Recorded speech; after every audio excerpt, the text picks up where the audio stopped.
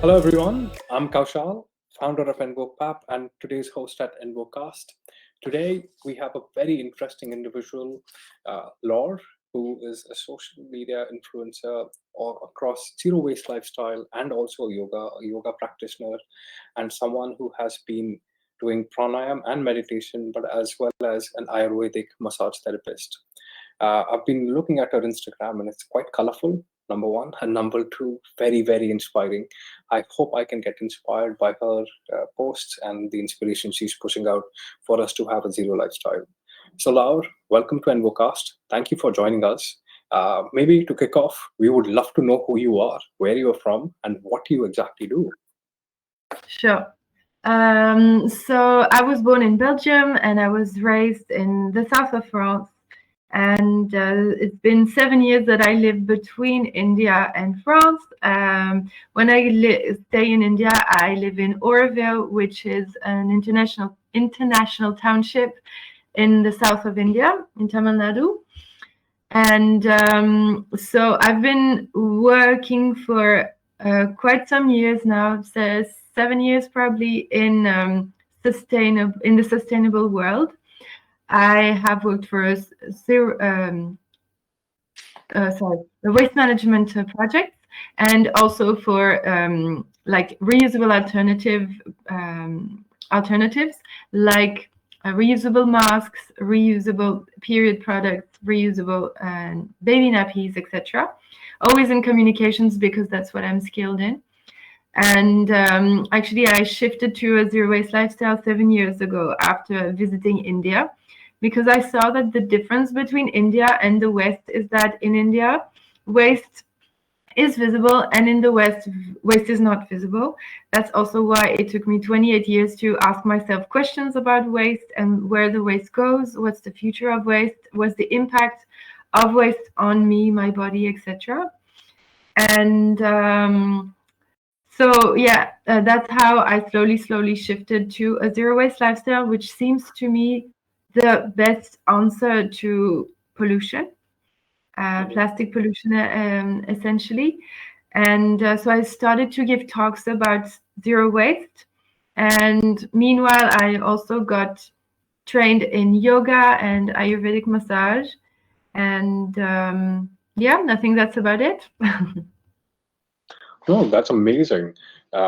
So, is there anything you take back from India because you learned Ayurvedic massage therapy and also yoga? So, has any of these practices impacted you in your lifestyle towards zero waste? If India impacted me in my zero waste lifestyle? No, from Yeah, yoga and through any mindfulness practices. Was that anything to do with your zero waste lifestyle? actually, yes, it totally did, because I I fell into yoga before switching to a zero waste lifestyle, and I during my yoga training I actually realized that everything is inside us. Everything we need is inside us, and also happiness, and that we don't need so much material stuff to be happy. Happiness is also mainly related to relationships, love, and any other kinds of emotions which can't be bought or created. I mean, at least bought with money. That's what I mean. And Yeah. um, and so that's how. I mean, for instance, to give you tangible examples, my yoga teacher in India taught me a practice that cools down the body. So it's like a natural AC that we all have inside us. We don't even know about it. It's called Shitkari Pranayama. And it's very powerful because it really cools down your entire body. And so we did a few practices like that. And I really understood that through the practice of yoga that we don't actually need so much. And like materialistic and stuff. Of course, we need some basic stuff, like a house, enough food, enough water, etc. But once we have the basics, we don't need so much. And so that's definitely what I learned from yoga. And that's how also I became more and more of a minimalist. And of course, if you're a minimalist, you don't have so much waste, because if you don't have much, you also can't have much waste, because each and everything that you have in your hands or that you buy, etc., you can't. I mean, it will end up into waste one day. Um, so yeah, yoga definitely had an impact on me and on my minimalistic lifestyle. So, just picking your brain on minimalistic lifestyle, we get talked across the world. I think there's a lot of conversation happening on less is more, and how we can all. Maybe for our audience, can you tell us two examples of how you have turned minimalistic in your lifestyle, comparing it your 20 years before or 10 years before, and what you are doing today? Yeah, for instance, of course, when it comes to clothes, I used to have many clothes. And the more you have, the more space you need. And also, I realized, and I read also like statistics, that we use only 20% of our belongings when it comes to clothes or just anything. And there's those little techniques, that after 6 months of not using one item, you should get rid of it, because actually you don't really use it. Plus, on top of that, we don't need to buy always everything. We can borrow it or rent it, and then we don't need to stock it. We don't need to spend as much money as if it was new. Plus, if it's new, it requires a lot of resources and energy to produce something, whereas you're going to use it maybe once or twice. So these are two things which I changed. So I went to many clothes to few clothes, and especially I use secondhand clothes from friends, from vintage shops, thrift stores, and also in France we have many secondhand websites now. Secondhand has become, especially online, has become very like normal and usual. So it's very easy to access.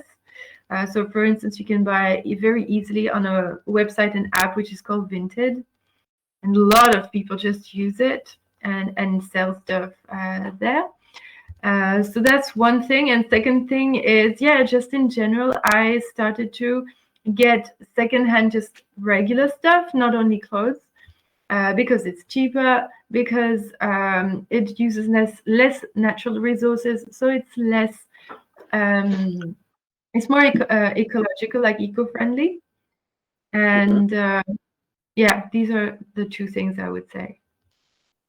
No, that's quite inspiring for us, and I completely agree.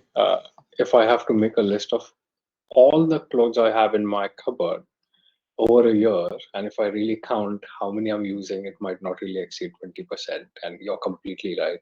I think we do stack ourselves up with a lot of these discounts which we get thrown at, and fast fashion is something which really pulls us in, and which is where Instagram and social media have a huge influence on these fast fashion. Knowing that also, fashion is the second most polluting industry in the world. And when I got to know that, for me, it was like really an eye-opener, because I didn't know, I really didn't think that it would be like on the second rank. And I thought, well, I can easily make a change. And by using secondhand clothes, again, it's cheaper for me. I mean, sometimes like friends give me clothes because they don't want them anymore, because they make part of those people who have like so many clothes which they don't even use, and they have only 20%, that they use. And so it's super nice also for me, because I don't spend so much anymore on clothes, whereas especially women, I think, spend crazy amounts on clothes. I don't rely on discounts anymore and all that kind of stuff. And most of all, I'm very happy to wear the clothes my friends used to wear, and it creates like a very nice connection, especially when I go traveling and stuff. When I wear their clothes, I find it really nice. Wonderful, man. I think with clothes also, we can say related to food. We humans buy a lot of more food than we are going to utilize and consume. And food waste is something which is also growing. It is also one of the highest polluters, one of the top five in comparison as well. But while we are on food, I wanted to ask you about your 3-day fasting experience. I could see something on your Instagram about fasting. And given that you've spent some time in India, a lot of different religions, what we call, have different ways of fasting. And I think these are religious traditions. So, is this something you got inspired through your time in India, or is this something you've been doing for years? Oh no, no, I got to know about this when I went to India, yeah. I don't know really how I got to into fasting. I think I just met people. Actually, I did an Ayurvedic treatment in Kerala, and they were talking about fasting and how good it is for health. And then indeed, I realized that in many religions, including like in Christianity, there is this fasting period. I mean, I'm saying Christianity because that's originally my religion, and Mhm. um, and I was like, wow, how crazy that it's included in all religions or like a practice in so many religions. And then I started also to discover all the benefits of it, the cleansing and detox benefits. And so I started to practice mainly um, an intermediate fasting because it's more convenient to me because taking time off to fast, well, is not always easy for me. But I did a few fasts of 3 days. That's the maximum I managed so far. And it feels great. It feels great because you really feel that your body, cleanses. Also, you realize how much time we spend around food every day. If we eat thrice a day, like doing the shopping, eating, I mean, first of all, making the food, eating, doing the dishes, and cleaning everything, it takes like hours in a day, which you could use to do something else, which might be more interesting and also more just more effective in your life.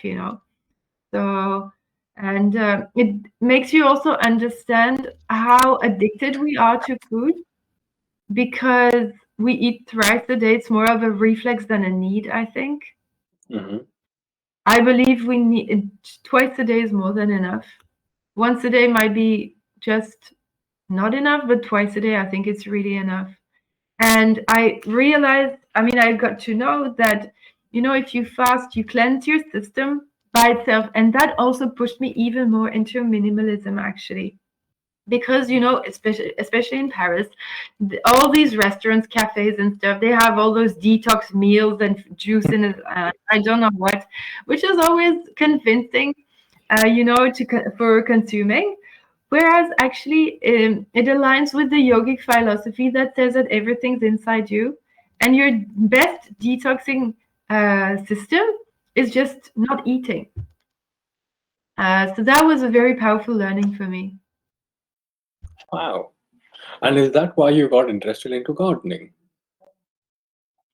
Gardening, I got interested because I didn't find it normal to have to rely on companies like big worldwide capitalistic companies to eat. And I felt also that it was, I mean, I didn't find it normal not to know how to grow food. Again, to have to rely on someone else. And then came COVID. And then again, I thought to myself, oh, wow, I should really know how to grow food because if one more crisis comes like COVID, Mhm. at least I will know how to grow my food. And that's also how I unintentionally slipped into wild edible weeds. So in Oroville, there were two ladies actually who had knowledge about this and who taught me a lot about how to recognize food in the wild or just in nature. I mean, not necessarily in the wild. But the funny thing also is that in cities, there's also food growing just here and there in parks. And there's many flowers which are edible, and even the most common ones are edible. And I found that super empowering. And also, I found it empowering because I'm very much into self-sufficiency, and so that's why, all in all, I got interested into, I mean, by gardening and wild edible weeds. Wow. I do a little bit of gardening whenever I get a chance. Here in London, I have plants in my house. We don't have gardens as I have in India. But for me, it's meditation. When I'm in the garden, whether if it is, I'm just, making sure the soil is moist, adding new soil, adding for any kind of compost, making that compost from your food waste and waiting for it to come convert into compost. And that whole activity, I think, gets a lot of patience. It does require a lot of patience. But when you see the output of your efforts over months and weeks, it is something which even money can't buy. But Cloud, given you have traveled quite a bit across the world, we would love to know about any place where you've come across an experience of someone who is following a similar zero waste lifestyle, and any of their practices which you could incorporate in yours, and what were the steps you took, because changing any habit is quite difficult, but how do we get into that process? Yeah, indeed. It's not an easy thing. Like for me, for instance, it took me 2 years to switch fully to a zero waste lifestyle because, first of all, you need to have the motivation and also the information. So in a zero waste lifestyle, there's five pillars, or the 5 R's actually, which are refuse, reduce, reuse, recycle, and rot. And so to understand, first of all, those 5 pillars, and then to start integrating them in your lifestyle, well, it takes a while. And you have to find alternatives for things which are single use usually, and that you could find reusable or package free. So that takes a lot of time. So yeah, you just do these changes step by step at your own pace. And but yeah, refusing most of all is very important. And yeah, you said that I travel a lot and stuff. So there's one lady that really caught my attention, which is called Bea Johnson. So it seems like it's a French woman, but she lives in the States. She's called like the guru of zero waste. And I read a book she wrote about zero waste, and that for me was very inspiring. Because that's how I got kickstarted actually, because she shares all her tips and stuff. And yeah, I just got super convinced by her by her way of living. And so I just started to live the same way. And after some time, I thought to myself, oh, I should really share this with others, because I really feel like it's the start of the change. You know, if the people start to change, then, you know, it also influences the economy, because if you buy less, it will influence the economy. Also, if you don't buy any plastic anymore, it's also a kind of vote. And yeah, that's how I got to start my Instagram account, because I wanted to start to influence people as she did. And that's also how I started to give talks about waste reduction and zero waste living, because yeah, I wanted to influence more people on this path, not necessarily to become like zero waste people like I do, like Bea Johnson, etc., but at least to inspire them for a change and get them to start, at least, you know.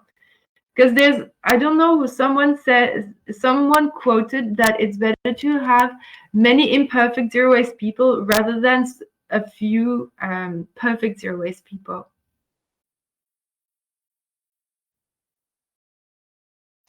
Well said, actually. The last line, it's important to have very few people Yeah. following 100%.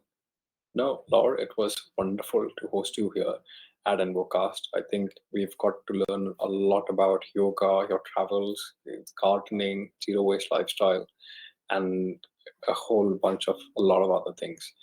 One last thing you would want to say for our viewers on something which has been always inspiring you to do something for our planet? I would quote Gandhi. I really like his quote that says, "Be the change you want to see in the world." I find it super inspiring, and I think it summarizes everything that I preach, which is also that you can influence a change in the world, even though we feel so small and insignificant on this huge planet. I feel like we actually do. And by making a change, you will make a change around you, because if you do things differently, people will see that, and people will first ask questions, and maybe at some point they will ask you how you do it. And that's what I experienced a lot. And that's why I really like this quote. Beautiful. It was lovely to have you at envoCAST Season 2. Thank you, everyone, for joining, and stay tuned for our next episode.